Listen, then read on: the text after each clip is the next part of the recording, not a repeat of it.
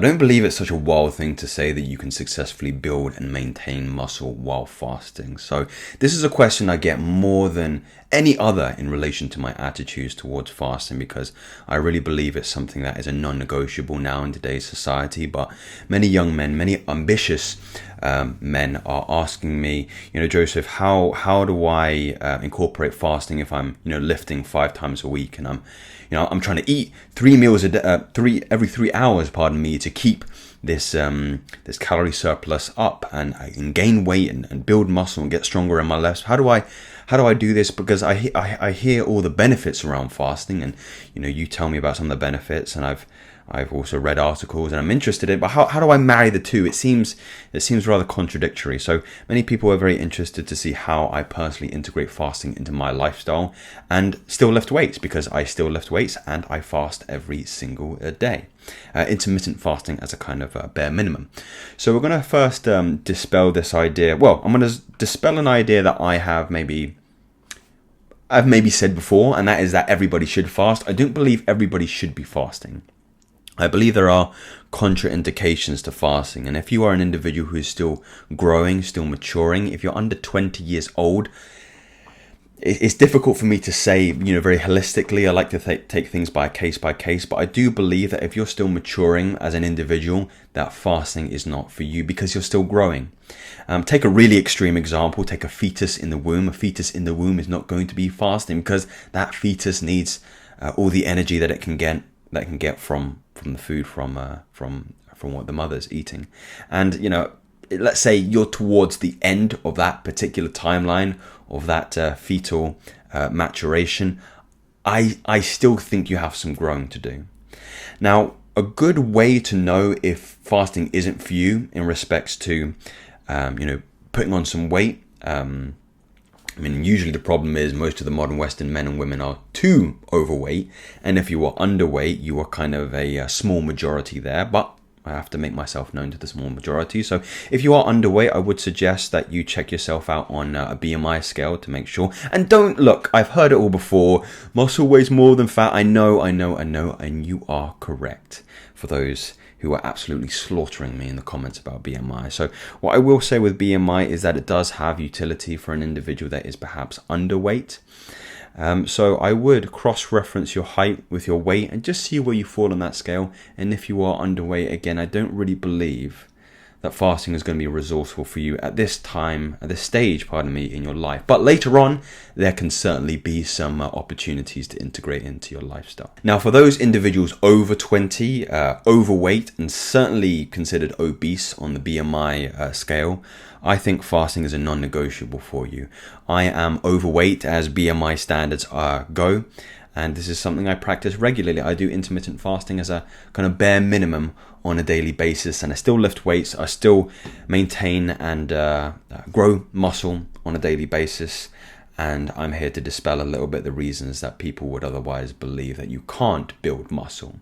So first and foremost, I believe this narrative comes from a misunderstanding of what fasting actually is and what it kind of envelops. So first and foremost, fasting pertains to an eating window in which you can eat. So for example, I only eat between 1 p.m. and 7 p.m. I can have however many meals in that particular window, but I am not eating after 7 p.m. I'm not eating before 1 p.m. So that is the window in which I eat. And like I said, I can eat as many times as I like. People think that if you're fasting, you are skipping out meals. This is not the case.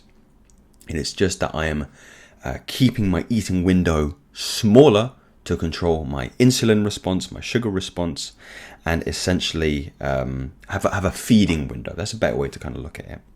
Now, the common mistake I see with people who believe that you can't build muscle whilst fasting, or you can't maintain weight whilst fasting, or to the bodybuilding bros or people who exercise regularly who are afraid of fasting, is that you're not eating enough fat in your diet.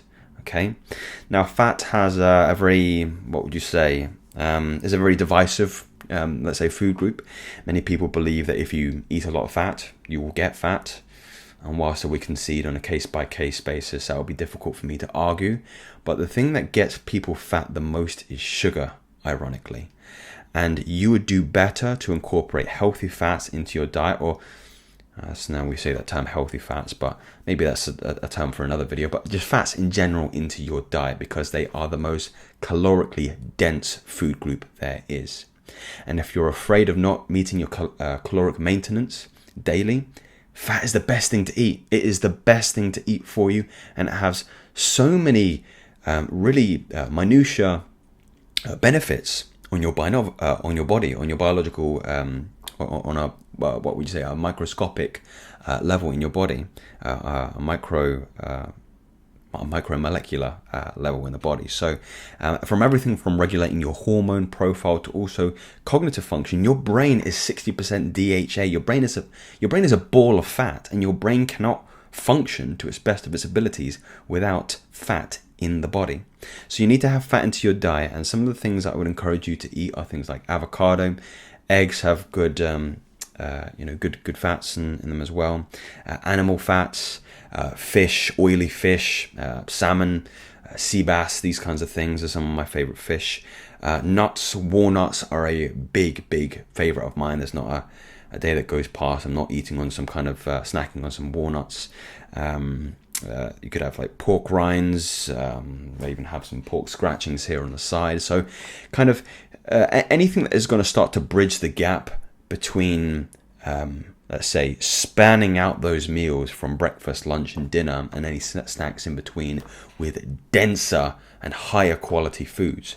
Remember, if you're substituting out sugary shit cereal in the morning, you're not spending your good-earned money on the cereal, substitute it for something else. Get yourself a nice steak, a nice fatty cut of steak will be excellent for an individual that is fasting. Who is fasting going to be the best for? I kind of preferenced it there, or alluded to it there in the start of the video. It says those people who are really overweight and who are diabetic. If you are overweight and you have a family history of diabetes, fasting is the antidote. It is the cure. Fasting and a diet high on fat and protein, and you'll never have problems with your blood sugar again. I promise you. That is a guarantee from me. And I used to treat people in my private work who were diabetes risk, and that is what I told them. That is what they did, and that is how they cured themselves. So in essence, there's something to be said about stopping poisoning yourself for all the sugar and carbohydrates that people are just gorging on a daily basis. We need to move more to and it pains me to say, because I don't believe in dogma or ideological food, what would you say, groups, but more of a ketogenic diet is going to be very, very resourceful for many of you who are seeking to cut the brain fog out, stop feeling tired, lethargic, and bloated, start trimming down, being more lean, sparing your muscles, spiking your metabolism, optimizing your testosterone with more fat and more protein in your diet. So cut the sugary cereal shit out and start really investing in good fats, good olive oil, good, oily fishes, some of the things that I've mentioned so far, and of course, good protein sources. A typical day looks like for me is breaking my fast at 1 p.m. I do have some carbs in my diet. I think I had some crumpets today. Englishman, I love my crumpets. But I think I had 5 or 6 eggs. I had some avocado. Then I snacked on some pork rinds, and I had some walnuts a little bit later. And then today I'm gearing up to eat a big fatty steak for dinner. I'll maybe put in some carrots, some cruciferous vegetables like some broccoli or some cauliflower in as well. I'll have the other half of the avocado, some nuts, and some Icelandic yogurt, I think, as well. And then if there's anything, if there's room for anything else, I might snack on a little bit more nuts or something like that to tie me over. But that is a very saturated foods, like highly nutritionally dense food groups in that eating window. And you also need to be ready, you need to be sensitive towards the fact that if you are reducing that eating window, when you are actually breaking your fast, you need to be very conscious of the foods you are breaking your fast with, because you're going to need quality instead of, again, empty carbohydrates, empty sugary processed products that are not going to support you physiologically, biologically. So can you build muscle with fat while fasting, definitely. Maybe I'll put like a image up of me, because I've been fasting or incorporating fasting into my diet for 5 years now, and maybe the results will speak for themselves on the side here.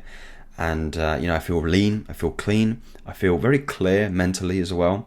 And because I've been on that bodybuilder diet, I've been on the chicken and rice and the fish every 3 hours to try to get my weight up. But important thing is, for those people who are underweight and who again are still growing, is once you get there, you're going to feel far better digestively, mentally, and holistically once you start refraining and practicing fasting daily into your routine. So gentlemen, I hope this was resourceful. It's a little bit of a rant, but I hope you enjoyed some of the free value that I'm giving you here today. And let me know how your fasting practicing is going. It's always good to share encouraging words and social proof to people who are perhaps a little bit skeptical, or who are a little bit afraid of losing their muscle. You won't lose your muscle. It has a muscle sparing effect. So gentlemen, if you enjoyed, then subscribe to myself, and I'll bring you something else very soon. Take care.